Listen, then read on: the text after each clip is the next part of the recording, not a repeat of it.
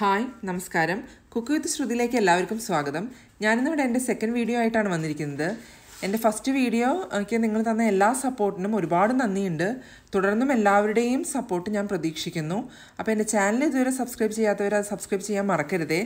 അപ്പോൾ നമുക്ക് അടുത്ത വീഡിയോയിലേക്ക് പോകാം. ഇന്ന് ഞാനിവിടെ വന്നിരിക്കുന്നത് വളരെ സിമ്പിളായിട്ടും വളരെ ഹെൽത്തി ആയിട്ടുള്ള ഒരു ഒഴിച്ചുകറി ആയിട്ടാണ്. ചീര മോരൊഴിച്ചുകറി അല്ലെങ്കിൽ ചീര തൈര് കറി. ഇത് വളരെ സിമ്പിളായിട്ട് പെട്ടെന്ന് തന്നെ നമുക്ക് തയ്യാറാക്കിയെടുക്കാം. ചീര ആയതുകൊണ്ട് തന്നെ വളരെ ഹെൽത്ത് ബെനിഫിറ്റ്സ് ഉണ്ട് ഇതിന്. വളരെ ഫൈബർ കണ്ടൻ്റ് ആണ്, അതുപോലെ തന്നെ ഈസിലി അവൈലബിൾ ആണ്, ഒരുപാട് ന്യൂട്രീഷ്യസ് ആണ്. അപ്പോൾ അത് തയ്യാറാക്കിയെടുക്കാനായിട്ട് ഞാനിവിടെ 1 കപ്പ് ചീര അരിഞ്ഞത് എടുത്തിട്ടുണ്ട്. പിന്നെ ഇനി അതിലേക്ക് വേണ്ടത് തൈരാണ്. ഞാനിവിടെ ലോ ഫാറ്റ് തൈരാണ് എടുത്തിരിക്കുന്നത്. നിങ്ങൾക്ക് ഫുൾ ഫാറ്റ് വേണമെങ്കിൽ ഫുൾ ഫാറ്റ് എടുക്കാം. പിന്നെ ഇനി അതിലേക്ക് ഞാനിവിടെ ഒരു 3-4 അല്ലി ചുവന്നുള്ളി എടുത്തിട്ടുണ്ട്, 2 അല്ലി വെളുത്തുള്ളി എടുത്തിട്ടുണ്ട്, 1 കഷ്ണം ഇഞ്ചി, 3 പച്ചമുളക്.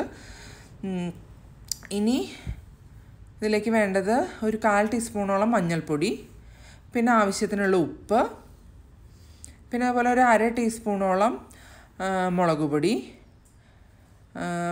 വേണം. പിന്നെ ഇതിലേക്ക് ഒരു 1/4 ടീസ്പൂണോളം ചെറിയ ജീരകം വേണം. പിന്നെ ഇനി താളിക്കാനായിട്ട് നമുക്ക് കടുക്, ഉലുവ, വറ്റൽമുളക്, പിന്നെ ഒരു തണ്ട് കറിവേപ്പില, ആവശ്യത്തിനുള്ള വെളിച്ചെണ്ണ. ഇനിയിപ്പോൾ നമുക്കത് തയ്യാറാക്കിയെടുക്കാൻ ഞാനിങ്ങനെ ഒരു സോസ് പാനാണ് എടുത്തിരിക്കുന്നത്. നിങ്ങൾ ഏത് ചൂട് കട്ടിയുള്ള ഏതെങ്കിലും ഒരു പാത്രം എടുത്ത് ഇതുപോലെ ഇങ്ങനെ ഞാനിവിടെ ചൂടാക്കാനായിട്ട് വെച്ചിട്ടുണ്ട്. ഇവിടെ ചൂടായി വന്നിട്ടുണ്ട്.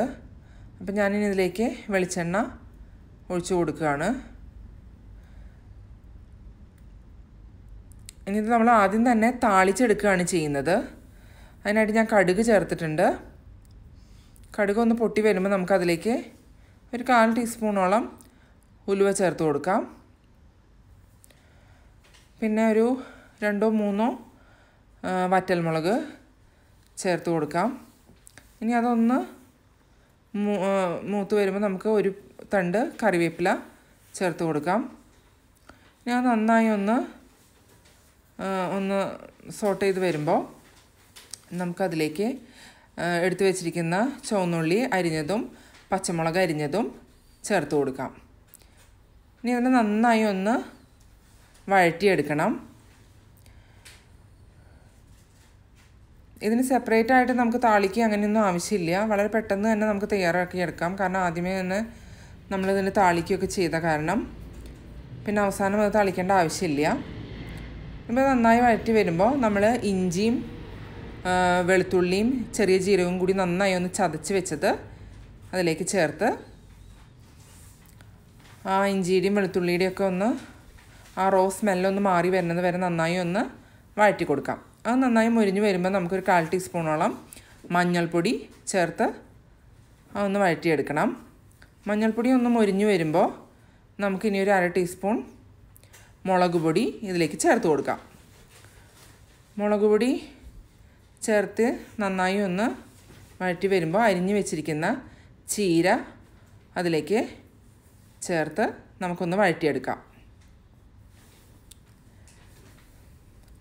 ചീര ഞാനിവിടെ ഒരു കപ്പ് ചീരയാണ്, അരിഞ്ഞ ചീരയാണ് എടുത്തിട്ടുള്ളത്. അത് നന്നായി വഴന്ന് വരുമ്പോൾ കുറച്ചേ ഉണ്ടാവുള്ളൂ. നിങ്ങൾക്ക് കൂടുതലായിട്ട് വേണമെന്നുണ്ടെന്ന് വെച്ച് കഴിഞ്ഞാൽ അതിനനുസരിച്ച് ചീരയുടെ അളവും തൈരിൻ്റെ അളവും കൂട്ടിയെടുക്കാം. ഇപ്പം മൊരിഞ്ഞ് വന്നപ്പോൾ ഇത് ഇത്രയേ ഉള്ളൂ. നിങ്ങൾക്ക് കണ്ടാലും അറിയാം. ചീരയൊക്കെ വാടി വരുമ്പോൾ വെള്ളമൊക്കെ ഒന്ന് വറ്റി വരുമ്പോൾ ഇത്രയേ ഉണ്ടാവുള്ളൂ. പിന്നെ ചീരയിലേക്ക് അപ്പം തന്നെ ഉപ്പ് ചേർക്കരുത്. ഉപ്പ് ഞാൻ തൈര് അടിക്കുമ്പോഴാണ് ചേർക്കണത്, അല്ലെങ്കിൽ ചീരയിൽ നിന്ന് വെള്ളം ഇറങ്ങും. അപ്പോൾ അത് നന്നായി മൊരിഞ്ഞ് വന്നിട്ടുണ്ട്. അപ്പോൾ ഞാൻ ഉപ്പ് ചേർത്ത് അടിച്ച് വെച്ചിരിക്കുന്ന തൈര് ചേർത്ത് കൊടുക്കുകയാണ്. ഞാനിവിടെ വെള്ളം ഒഴിക്കാതെയാണ് തൈര് ചേർക്കണത്. നല്ല കട്ടിയുള്ള തൈരാണ്. നിങ്ങൾക്ക് കുറച്ചൊന്ന് ലൂസ് കൺസിസ്റ്റൻസി ആണ് വേണ്ടതെങ്കിൽ കുറച്ച് വെള്ളം ചേർത്ത് അത് അടിച്ചു കൊടുക്കുക. പിന്നെ ഞാനിത് ഉപ്പ് ചേർത്ത് അടിച്ചിട്ടുള്ള തൈരാണ്. നിങ്ങൾ ഉപ്പ് ചേർക്കാണ്ടാണ് അടിക്കണമെങ്കിൽ ഈ സമയത്ത് ഉപ്പ് ചേർത്ത് കൊടുക്കണം, പാകത്തിനുള്ള ഉപ്പ്.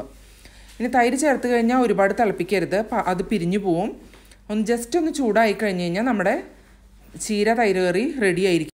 ഇതിൽ തേങ്ങയൊന്നും അരച്ച് ചേർക്കാത്തതുകൊണ്ട് തന്നെ നമുക്ക് വളരെ പെട്ടെന്ന് തന്നെ ഇത് തയ്യാറാക്കി എടുക്കാൻ പറ്റും.